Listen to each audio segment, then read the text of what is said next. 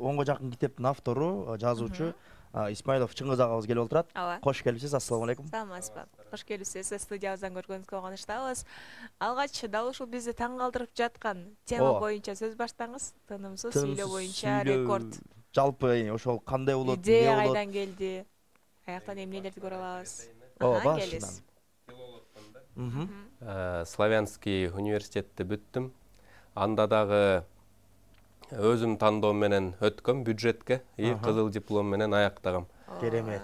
Негизи эле башынан баштап 5 жашыман баштап китеп окуп баштадым. Бул китептер жашоомо өтө чоң таасир берди да. Анан негизи эле ар бир адам жашоону өзүнүн көз карашы менен карайт да. Китеп окуган сайын анын көз карашы кеңейет, дүйнө таанымы дагы бай болот да. Ошон үчүн мен жаштарга аз дагы болсо мындай үгүт кылайын, китептерди окусун деп ушундай рекорд коеюн деп атам. 14-15 мартта тынымсыз, уйкусуз, Кудай буйруса 48-52 саат сүйлөйүн деп атам да. 48-52 саат сүйлөйүн деп атасыз. Ошондо 1 суткада деген 24 саат болсо, биз 2 сутка тынымсыз сүйлөйүн деп атабызбы? Ооба. Ошондо ал сүйлөгөндө эмне жөнүндө сүйлөп бересиз? Темасы жашоодо сиздерге таасир бере турчу китептер деген тема да. Мен жалпысынан мисалы үчүн 3000 тегерегиндей китеп окусам, менин жашоомо өтө чоң таасир берген 150 китеп бар да. Ошол ар бир китеп жөнүндө жок дегенде 20 мүнөт анын сыйкыр купуя сырын айтып, мына кантип сиздерге жашоого азыр таасир бере алат, кандай пайдасын бере алат деп айткыча эле 20 мүнөт айтсам деле бул 300 мүнөт болуп кетет экен да. Бул өтө көп да. Мен жок дегенде ошо 48 саат чыдасам деле бул жакшы деп ойлойм. Жакшы, мисалы үчүн мага деле кызык болуп жатат, көрүп жаткан көрөрмандар деле кызык болсо керек. Ал нерсени биз каяктан көрө алабыз депчи. Мисалы мүмкүн түз эфир аркылуу да көрүү мүмкүнчүлүгү барбы депчи. Бул жагын аябай ойлондук. 14-15 мартта Достук отелде конгресс холлдо болот. Кирүү акысыз да. Бекер келип, кааласаң 1 саат көрүп кет, кааласаң 6 саат, кааласаң уктап көрсөң болот да. Ошондой эле менин каналдарым бар, YouTube'да түз эфир болот. Чыңгыз Исмаилов деп тапса болот. Инстаграмда дагы түз эфир болот. Атайын эфир негизи түз эфир 1,5 саат болот. Андан кийин аны эфирди жүктөп сакташ керек. Ошон үчүн 10-15 мүнөт перерыв болот да. Ошон үчүн 1,5 саат сүйлөдүм, 10-15 мүнөт перерыв, андан кийин улантып кете берилет да. Ошондо 2 суткада дегенде кичине уктап алганга убакыт барбы? Убакыт жок. Түнү менен да сүйлөй бересизби? Ооба, түнү менен да сүйлөй бересиз. Бул ушул иш-чараны өткөрүү үчүн эмне түрткү болду? Эмне үчүн ушинтип сүйлөп берейин деп атасыз? Идея боюнча. Мындай көбүрөөк сүйлөп берейин деп атасыз. Негизи эле мен жаштардын тагдыры, алардын келечеги аябай мени түйшөлтчү, студент кезимен элечи. Ошол кезде жаштар саясаты деп эч ким мындай ойлончу дагы эмес да. Мен ойлонуп жаштардын келечеги кандай болот деп президентке кат жазгам, 3-курстун студенти болчумун. Анан президент администрациядан мени тигил миграция министри менен жолуккула деп ал жака жөнөтүштү да, кат жазып жөнөтүштү. Мен ал жака барып айттым да, мына биздин негизи эле жаштарга үлгү аябай түрткү болот да. Аны көрүп, ушундай кылат экен, мен дагы ушундай болом деген үлгүлөр керек экен. Биздин ушул Кыргызстанда деле мындай ийгиликке, мындай чоң жыйынтык кылган адамдардын жашоо тагдырын аябай көркөм жазып, китеп кылып чыгарып, эң жанагыл элдер көп өткөн перекресткторго коюп сатсаңар арзан баада, жаштар алат, окуйт, анан таасирленет десем, эч ким деле көңүл бурбай койду. Азыр караңыз да, 12 жыл өткөндөн кийин чын эле ошондой переулокто китептерди коюп алып сатып атышат да, мотивационный. Анан мен ойлоп атпаймынбы, ошондо мен көрсө 12 жаш алдыга ойлонуп кетиптирмин да. Көз тийбесин. Эмне түрткү болду? Жаштарга мен чындыгындай үлгү кылайын деп атам да, что оказывается жөн эле мынтип кривляться этип эле көңүл бурдуруу эмес экен да. Билим аркылуу, илим аркылуу деле жакшы ийгиликтерге жетсе болот экен, таанылса болот экен, жашоо таанымың аябай бай болот экен, ошолорду айтыш үчүн ушул иш-чарага бел байлап турасыз. аттандым дедим. Керемет. негизи эле бул нерсе мындай оңой иш эмес, албетте уктабай мындай өзүңдүн билген нерсеңдин баарын айтып берүү. Анан сиз дагы ушул убакка чейин дагы өзүңүздү сынап көрүү максатында рекорд коюп көрдүңүз беле мындай? Чарчап калбаймбы деп мындай байкап көрдүңүзбү? Алдын ала даярдык деген болот го. Ооба. Мен негизи эле ораторский искусство, чечендик өнөрдү Кыргызстанда эң биринчи негиздөөчүлөрүмүн да. Мен Славян университетинде 3-курстан баштап клуб ораторский искусство ачкам. И ошондон баштап именно ушул чечендик өнөр боюнча китептерди жазып, окутуп келгем да. Москвадан Чыңгыз Исмаилов деп сурасаңар, именно ошол билим бизнес семинар боюнча мен биринчи кыргыз болуп баштагам да ал жакта дагы. Керемет. И менин сүйлөгөнүм где-то бир 9 саат болгон ошондо. Бир семинар 6 саат болчу, анан мен сүйлөп баштап убакытты карасак 9 саат өтүп кетиптир да. Ито билинбей калыптыр өткөнүчү. То есть кызыктуу мындай окуяга кирип кеткен үчүн убакыт токтоп калгандай сезилет да. Карасаң уже көп убакыт өтүп кеткен болот. Ошон үчүн мен тренировка кылып сүйлөбөй эле уктабай көрдүм. Где-то бир 40 саат уктабай көрдүм да. Кадимкидей уже чарчап, үлбүрүп мындай уйкун келип эле калат экен. Просто азыр Кудай күч берсин деп эле ушинтип ишенип турам, буйруса 48 саат сүйлөйм. Азыр могу экран артында ушундай бир кызыктуу суроо пайда болуп атат да. Бул менде да пайда болуп атат, мисалычы. Ошону мындай айта турган сөзүндө күнүнө мындай бир өзүн кыйнабай эле, бөлүп эле айтып, мындай элге жайылтса болбойбу экен, түнү уктабай түнү ким көрөт экен деген бир кызык суроолор пайда болот да. Эмне үчүн депчи, балким мисалы биз буга чейин Мана сайты боюнча рекорд коюп келгендей эле, балким ошол сүйлөө боюнча рекорд коюп кайсы бир уюм болуп калабы, Гиннес китебине кире турган максаттар болот го, ошондой максаттабы же? Эгерде мен уктап сүйлөсөм, анда такыр эле узак болуп кетмек да. Мен анда, может быть, айлап деле сүйлөй бермекмин да. Ошон үчүн именно мунун кызыгы уктабай сүйлөгөндөн болуп атат да.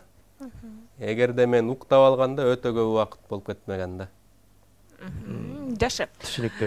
Анан мынакей, азыр мисалы үчүн сизди көрүп жаткан көрөрмандар дагы таң калып жатса керек. Буга чейин эмне үчүн өзүнүн атын көбүрөөк чыгарган эмес депчи. Кээ бирлер мисалы үчүн билбегендер дагы бар да, сиздин ушунча китепти билип, ушунча оратордук, чеберчилик боюнча сабактарды өтүп жүргөнүңүздүчү, өзүңүздү жарнамалоо жагынан негизи эле илимий адамдар мындай скромныйраак болот экен да. Мен көп эле адамды көрдүм да, 1-2 китеп окуп алып эле ой, мен кыйынмын, кыйратам деп чыгат экен. Бактылуу болушту, мен үйрөтөм деп. Вот, ошондуктан мен ойлойм, биринчи адам аябай фундаменти менен иштеш керек. Аябай ички дүйнөсүнөн, билим жагынан бай болуш керек. И бир күн убакыты келет да. Анан мына мисал үчүн мен бул рекордду койсом, ошондо анан резонанс жаралат да. Бул кантип ушунча билим менен ушинтип айтты, уктабай депчи. Анан балким дагы бирөө мен рекорд кылып көрөм деп ойлойт. И андай менин рекордумду жеңсе, пожалуйста, мен наоборот разы болом да. Балким чын эле азыр Чыңгыз агабызга окшогон мен деле ушинтип уктабай сүйлөп берет элем дегендерге мындай бир жол ачылышы да мүмкүн. Бирок сүйлөгөндө сөздүн мааниси көбүрөөк маанилүү болот деп ойлоп атам. Анан азыр 3000ден ашык китеп, 3000ге жакын ошо тегерегинде китеп окудум дедиңиз да. Негизи күндө бир китеп окууга деген мындай бир бөлгөн убакыт барбы? Анан азыркы күндө жаштардын арасында дейми, балким китеп окуучулардын арасында дейбизби? Жанагындай бир тез окуу курстары ачылып, элдин баары эле мындай бир тез эле байып кеткиси келип, тез эле окуп түшүнүп алгысы келип атат. Анан көп китеп окуп көргөн киши катары ушул тез окуунун пайда зыян жактарын айтып берсеңиз. Тез окуу, скорочтение мен такыр кызыккан эмесмин да. Менин методикам такыр башкача. Мен окуганда жазуучунун оюна сүңгүп алып, анын аркасынан ээрчип кете берем да. Вот. Ошондуктан скорочтение канчалык деңгээлде жардам берет билбейм. Бирок мен күн сайын жок дегенде 4-5 саат китеп окууга арнайм да. Неге дегенде, өзүмдүн жашоомду, жанагы акча булактарын уже түзүп алгам. Мен жанталашып эртеден кечке чейин иштешим кереги жок ужечи. Менде пассивный доходдор бар, ал жерден алып келип түшүп турат, и өзүм ушинтип сүйгөн жумушум менен алектенем да. Ошон үчүн 5-6 саат спокойно окуйм китеп. Кайсы учурда? Балким мисалы үчүн бирөөлөр эртең менен окуса мээге жакшы керет дейт, жок бирөөлөр жок эми мындай жатарга жакын окуса түнү менен аш болот деген сыяктуу сөздөр бар. Анан кайсынысы көбүрөөк чындыкка жакын? Мен негизи 3 балам бар да. Алар окутпайт, үйдөн окуйм десеңчи. Ошон үчүн мен аларды алаксытып, уктатып, анан түнкү саат 11-де, 12-де ойгонуп алып, окуп, где-то 4-5 саат окуп туруп уктайм. Анан кайра саат 10-дордукта турам да. Мына бүгүн бияка эртең менен келиш мен үчүн аябай кыйын болду. Жакшы. Агайыбыз дагы коргоо келбестен дал ушул ийгилик жолу деген дагы китепти бизге ала келген. Анан негизи эле ушул ийгиликти багындырыш үчүн адамдан китеп окуудан дагы сырткары эмнелер талап кылынат агай? Негизи эле жөн эле китеп окуй берсең же жөн эле бул моундай сонун экен деп отура берсең, анда жашоо болбойт да. Анткени практика менен теория экөө бул бир куштун эки канаты да. Ошондуктан мен университетти бүткөндөн баштап эле жеке ишкерлик менен алектенгем. Ошентип отуруп бир 10дой бизнес проект жасап көрдүм да. Өйдө түштүм, өйдө чыктым, ылдый түштүм дегендей ушундай аябай кызыктуу жашоону көрдүм да. Анан бул жакта эмнени айтып атам? Эң биринчи эмгек кылыш керек, так максаттарды коюш керек. Максатка жетип атканда дагы сенин планың, оюң туура эмес болуп калышы мүмкүн да. Ошондо сен жашоодон туура обратный связь алып, ошол кылган кадамдарыңды оңдоп, анан кайра киришсең, ошондо сөзсүз максатка жетет экенсиң да. Вот ошо жөндө бул китеп 3 жолу басылып чыкты. Кыргыз китеп палатасынан жаштар арасында эң көп окулуучу китеп деген сыйлык алган даже 2014-жылы. Негизи бир жалпысынан канча китебим бар дедиңиз? 8 китеп. 8 китеп. Аттары кандай ошондо? Бүт мындай бир адамга шык берүүчү китептерби же мындай бир аңгеме, роман, поэзия сыяктуулары барбы? 2 көркөм адабиятка жакын китеп бар, ал бир роман бар, Моя маленькая принцесса деген. Экинчиси избранные произведения, аерде рассказы, сказки, легенды. Калгандары бүт эле жанагы ораторское искусство, быть победителем ушундай китептер да. Жакшы.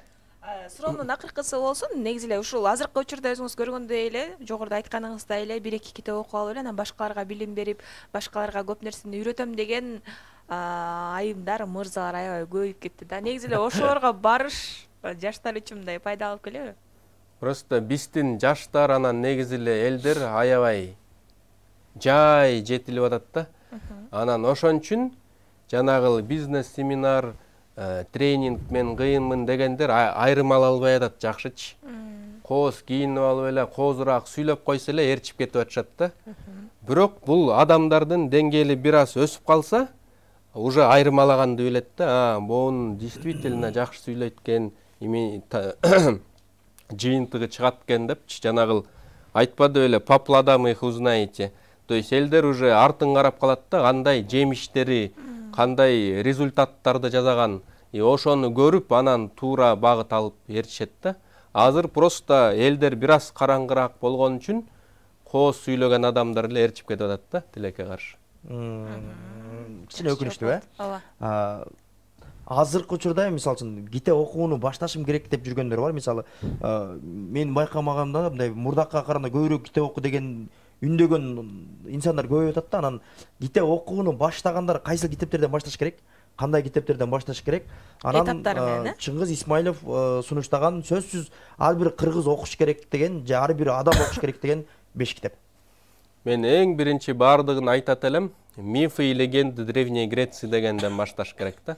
Анткени бүт современный цивилизация ошол байыркы гректердин миф, легенды, алардын история, философиясынан башталат да. Вот ошондон баштап окуса, анан уже өзү эле сүйүп калат адабияттычы. Тилекке каршы бизде азыр университет болобу, мектеп болобу, адабиятты кызыктырып берген мындай азайып баратат да, чын элечи.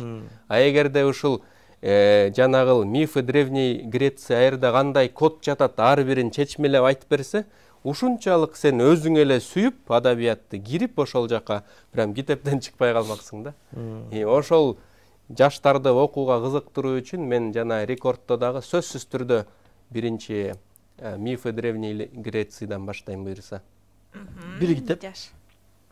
Эми айта берсем мен 150 китеп тандадым да.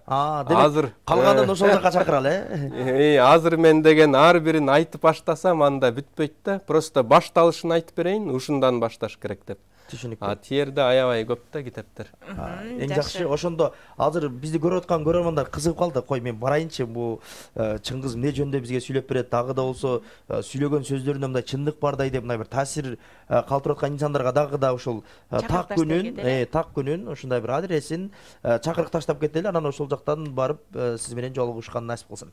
Кудай буйруса 14-мартта саат 11-де Достук отелине келгиле. Ал деген Правда Фрунзе кесилиште Достук отель бар. Ошо жака кирип эле семинар болот экен десеңер эле айтып беришет.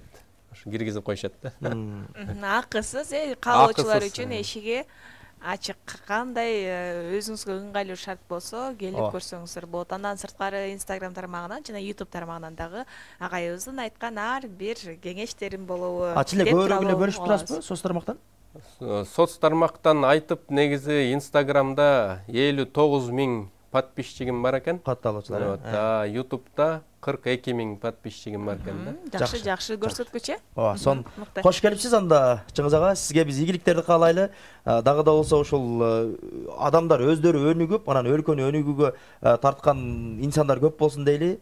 Кыргызстаныбыз өссүн, өнүксүн. Сиздин дагы бул алдыда келаткан ошол көп сүйлөйм деп аракет кылып аткан иш чараңыз ийгиликтүү аяктап, өзүңүз айткандай 48-52 саат сүйлөп барган инсандардын баардыгы ушул уккандарын амал кылганды жараткан насип кылсын дейли. Биздин студияга келип бергениңизге чоң рахмат, кош келипсиз.